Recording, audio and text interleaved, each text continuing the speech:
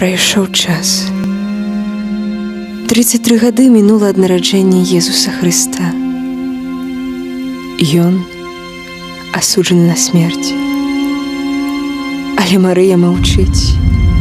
Не ідзе да Пілата альбо да Каяфы, каб прасіць аб змяненні прысуду для свайго сына. Яна ўсё ведае, ўсё прымае. Яна разумее, што гэтыя пакуты яе сын церпіць дзеля збаўлення свету. І вось яны сустракаюцца. Маці і сын. Ты разумееш, гэта ўжо канец.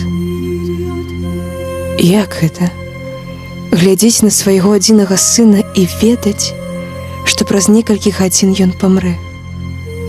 Адыдзі, Марыя, ты не павінна на гэта глядзець. Ты раздзяляеш прыгнечнасць, боль, самоту свайго сына, але не ўпадаеш у роспач. Сын Божы церпіць за ўсе грахі чалавецтва.